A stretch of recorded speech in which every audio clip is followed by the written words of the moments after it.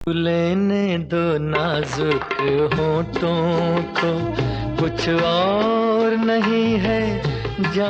हम तुम्हें मारेंगे और जरूर मारेंगे, लेकिन वो बंदूक भी हमारी होगी, गोली भी हमारी होगी और वक्त भी हमारा होगा। इस डायलॉग के साथ ही आप समझ गए होंगे कि हम हिंदी फिल्मों के किस सुपरस्टार की बात करने जा रहे हैं। वो सुपरस्टार जिसे अपनी ठसक के लिए याद किया जाता है, जी हाँ, राजकुमार की। अपनी रोबीली आवाज और डायलॉग डिलीवरी के कारण लोग आज भी राजकुमार को याद करते हैं। उनके डायलॉग आज भी बोले जाते हैं। हमारे दाने की मोहताजी हमारे बच्चों गवारा होगी सर, लेकिन ये कभी गवारा नहीं होगा कि वो एक बेअसूल खौफजदा बुज़दिल पुलिस अफसर की औलाद कहलाएं। शानदार शख्सियत राजकुमार की एक्टिंग भी दमदार थी, पर इन सब के अलावा हिंदी सिनेमा में राजकुमार को लेकर जो बात मशहूर थी वो थी उनकी शान शौकत वाली जिंदगी, उनकी हाजिर जवाबी। वे ऐसे शख्स थे जो ना किसी से डरते थे और ना ही उन्हें कभी किसी के नाराज होने की परवाह रही। ना तलवार की धार से, ना गोलियों की बौछार से, बनना डरता है तो सिर्फ परवरदिगार से। कब किसकी बेइज्जती कर दें वो भी सलीके से, कोई नहीं जानता था। तुमने कहा था राजेश्वर कि वक्त तुम्हारे जेब में है। तुम भूल गए थे कि ऐसी वक्ती जेबें कभी कभी कट भी जाया करती हैं। वो हमेशा सामने वाले को अचंभित कर दिया करते थे। साल 1940 में राजकुमार मुंबई आए थे। उस वक्त मुंबई बम्बई हुआ करती थी। वे इस शहर में पुलिस में सब इंस्पेक्टर की नौकरी करने लगे। बोल तो किसके लिए काम कर रहा है? बोल। नहीं जानता सर। बोल, सब राजगुल मुंह से बोल। राजकुमार जिस थाने में कार्यरत थे वहाँ अक्सर फिल्म उद्योग से जुड़े लोगों का आना जाना लगा रहता था। एक बार पुलिस स्टेशन में फिल्म निर्माता बलदेव दुबे कुछ जरूरी काम के लिए आए और राजकुमार तुरंत इस्तीफा देकर हीरो बन गए। बेटे, हम कब आते हैं और कब जाते हैं ये तो तकदीर बनाने वाले को भी मालूम नहीं।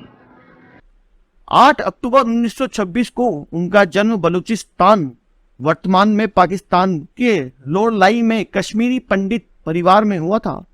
26 साल की उम्र में उनकी पहली फिल्म रंगीली 1952 में रिलीज हुई और उसके बाद मदर इंडिया,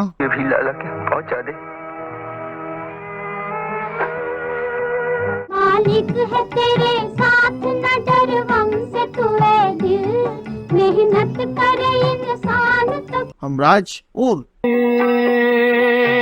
नीले गगन के तले धरती का प्यार, गमों का दौर भी आए तो मुस्कुरा के जियो।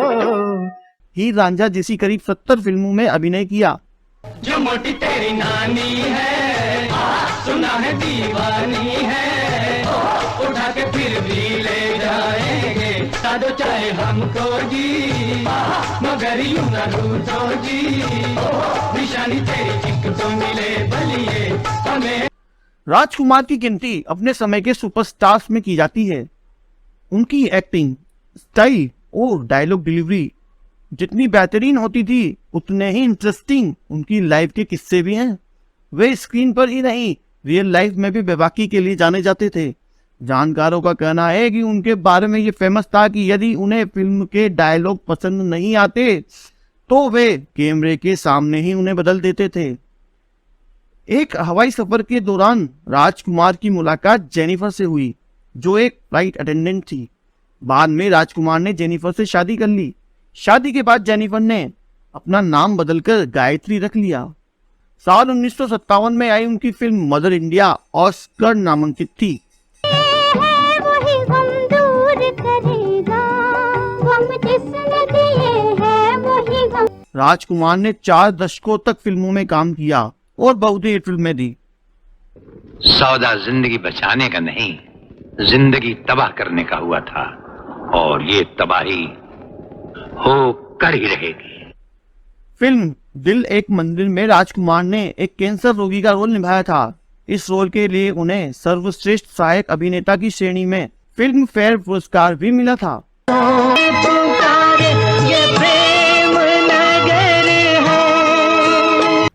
राजकुमार और दिलीप कुमार की आपस में बनती नहीं थी, लेकिन 30 साल बाद फिल्म सौदागर में दोनों ने साथ काम किया था। हालांकि फिल्म की शूटिंग के दौरान उन्होंने अपने दृश्यों को छोड़कर कभी भी एक दूसरे से बात नहीं की थी। हमारे बेटे अंधे नहीं हैं और बहरे भी नहीं हैं। अंधे इसलिए नहीं कि सारे तमाशे के पीछे। छोड़ दो राजू और छोड़ इसको, मर जाना इनने। वीरू, इसने राधा का नाम लिया, इसने हमारी सर पर हाथ डाला। केले का बूटा, बेरी का पेड़, इमली खट्टी मीठे। केले का बूटा, बेरी का पेड़, इमली खट्टी मीठे बेर। साल 1972 फिल्म पाकीजा के लिए वह पहली पसंद नहीं थे। राजेंद्र कुमार, सुनील दत्त और धर्मेंद्र को पहले इस फिल्म के लिए साइन किया गया था, लेकिन इन लोगों ने मना कर दिया। चलो दिलदार चलो, चांद के पार चलो, हम हैं तैयार चलो, ही कोई मिल गया था यही सर राह चलते चलते। मीडिया की खबरों के मुताबिक 90 के दशक में सलमान खान की फिल्म मैंने प्यार किया की सक्सेस पार्टी रखी गई थी। फिल्म के डायरेक्टर सूरज बड़जात्या ने राजकुमार को भी निमंत्रण दिया था। पार्टी के दौरान जब सूरज ने सलमान को राजकुमार से मिलवाया तो सलमान उन्हें पहचान नहीं पाए। उन्होंने पूछा, आप कौन? सलीम खान के बेटे की यह बात सुनकर राजकुमार आपे से बाहर हो गए। गुस्से में बोले, बेटा अपने अब्बा से पूछ के आओ कि हम कौन हैं। जब सूरज बड़जात्या ने सलमान को उनका नाम बताया तो सलमान खान को अपनी गलती का एहसास हुआ और उन्होंने राजकुमार साहब से माफी मांगी। लेकिन राजकुमार तो राजकुमार थे, वहां रुके नहीं और पार्टी छोड़कर चले गए। राजकुमार ने एक बार गोविंदा की शर्ट का रुमाल बना डाला था। 80 के दशक की बात है। उस वक्त गोविंदा और राजकुमार फिल्म जंगबाज की शूटिंग कर रहे थे। शॉट जाने के बाद गोविंदा राजकुमार के साथ बैठे थे। गोविंदा ने जो शर्ट पहनी थी वह राजकुमार को पसंद आ गई थी। इस बात के बारे में जब राजकुमार ने गोविंदा को बताया तो उन्होंने फौरन अपनी वह शर्ट उन्हें दे दी। लेकिन कुछ दिन बाद राजकुमार गोविंदा के इसी शर्ट का रुमाल अपने जेब में डालकर घूम रहे थे। चौखट में दाखिल होने के बाद बड़े बड़े बलवान सर झुका देते हैं।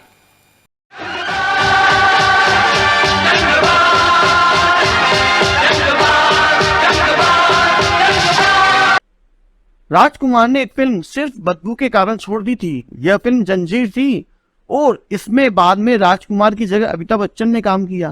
प्रकाश मेहरा राजकुमार को फिल्म में लेना चाहते थे और इसके लिए वो उनके पास भी पहुंचे और राजकुमार ने उनसे कहा कि तुम्हारे पास से बिजनौरी तेल की बदबू आ रही है और हम फिल्म तो दूर तुम्हारे साथ 1 मिनट खड़ा होना भी बर्दाश्त नहीं कर सकते। यारी है ईमान मेरा, यार मेरी जिंदगी।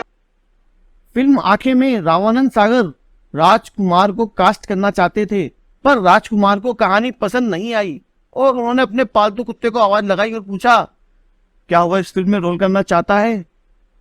इसके बाद उन्होंने रामानंद सागर से कहा कि देखो, यह रोल तो मेरा कुत्ता भी नहीं करना चाहता। यह किस्सा उस वक्त का है जब दम मारो दम जैसे गानों के साथ बॉलीवुड में जीनत अमान तेजी से उभर रही थी। हर ओर जीनत की चर्चा चल रही थी। मारो दम। कहा जाता है कि एक पार्टी में जीनत ने राजकुमार को देखा। इसके बाद वे खुद ही मिलने चली गईं। उन्होंने सोचा होगा कि मैं इतना मशहूर हो रही हूँ, जरूर राजकुमार तारीफ करेंगे, पर ये क्या, वो तो राजकुमार ठहरे। उन्होंने जीनत से मिलने के बाद कहा था, तुम तो बहुत खूबसूरत हो, फिल्मों में ट्राई क्यों नहीं करती हो? यह सुन जीनत हैरान रह गई थी। 3 जुलाई 1996 को 59 वर्ष की उम्र में गले की कैंसर से राजकुमार साहब की मृत्यु हो गई थी और इसी के साथ राजकुमार साहब का यह सफर थम गया था। भूल न जाना रखना याद। जिंदगी के नाटक की डोर तो ऊपर वाले के हाथ में है, उसे हमारी जिंदगी।